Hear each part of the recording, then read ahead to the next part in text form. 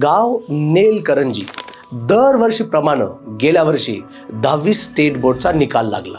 त्या गावामधून त्या स्कूलमधून साधना भोसले नावाची मुलगी 10वीला 92% घेऊन फर्स्ट आली। तिचे वडील मुख्याध्यापक, त्यांना असं वाटलं की माझी मुलगी डॉक्टर झाली पाहिजे। तर डॉक्टर होण्यासाठी आम्हाला 11वी अधिक 12वी NCERT बोर्ड CBSE बोर्डचा आम्हाला अभ्यास करावा लागतो आणि तो अभ्यास करण्यासाठी साईडला तालुका असलेला आटपडी नावाचा त्या तालुक्यामध्ये त्या मुलीला ॲडमिशन दिलं गेलं। आता मुलगी 11वी 12वी ह्या दोन्ही वर्गाची नीटची प्रिपरेशन करत आहे।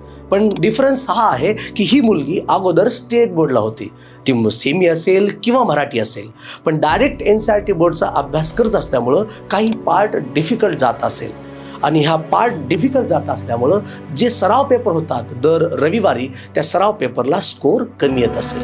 तर हा स्कोर कमी येत असेल त्यासाठी मुलांनी अभ्यास केला पाहिजे, स्टडी केला पाहिजे, पण काही कारणास्तव काही सब्जेक्ट डिफिकल्ट असल्यामुळं स्कोर कधी कमी जास्त होतो। सुट्ट्यामध्ये मुलगी गावाकडे गेली असेल आपल्या आई वडिलांसाठी। संध्याकाळी शांत बसल्यानंतर वडिलांनी सहज प्रश्न विचारला असेल की तुला सराव पेपरला किती मार्क्स मिळतात। मुलींनी सहज आणि एकदम सोप्या भाषेत उत्तर दिले की माझा स्कोर कमी यायला लागला, माझा स्कोर कमी यायलाय कारण मला हा सिलेबस थोडासा डिफिकल्ट जाते।